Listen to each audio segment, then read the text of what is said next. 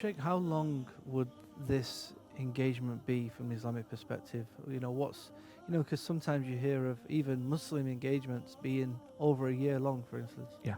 In fact, Islam did not limit the engagement period to a certain period or time frame. Mm. It's basically based on the conditions of the couple.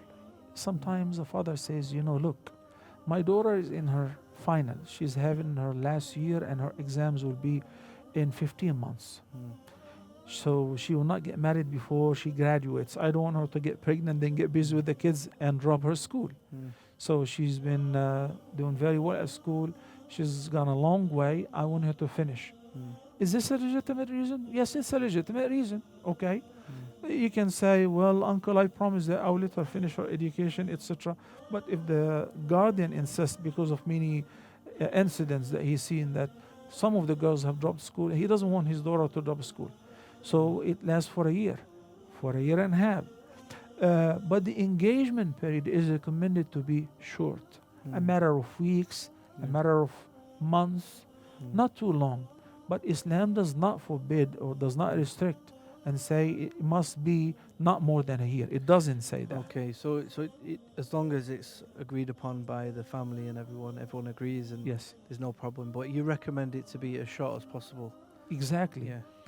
Why? Because, subhanAllah, in case that the engagement lasted for years, Mm. then any party, any of them, decided to break off, Mm. it becomes heartbreaking.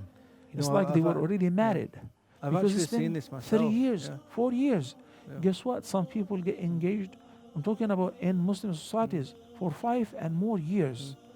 You know, I've it's actually very hard. I've actually witnessed this myself. I've come across many situations like this where people have prolonged the engagement for nearly 2 years, and then it doesn't work out.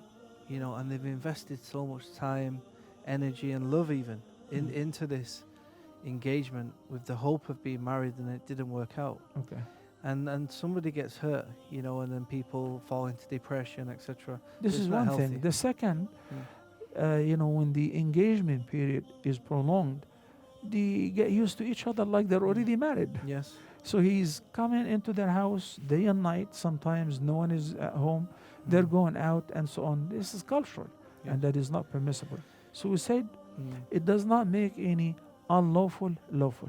So just to clarify, so it doesn't give them rights over each other.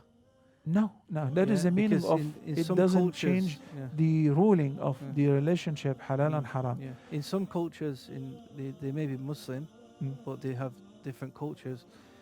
They are almost living as if they're married. He's telling her what to do, what not to do, etc.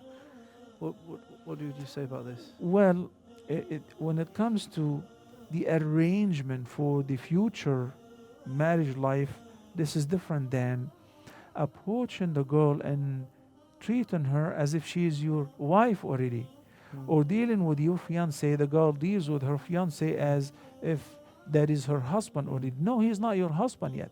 Yeah. So when he comes home or he comes to pick you up from school, you don't hug, you don't kiss, you don't shake hands, you say, I missed you. What have you been? And you get used to each other like, no, Mm. you're still strangers to each other Yeah. with regards to the relationship of halal and haram. In Islam, there is either a mahram, a husband, or an ajnabi. A mahram are those whom you are not allowed to marry forever, like a brother, an uncle, a grandfather, a son, and a stepson. But the ajnabi or the foreigner or the stranger is somebody whom he is neither your husband Mm. nor is he your mahram. Mm. So in this case, you're not allowed even to shake hands. So you They're see, alone going out Mm. together.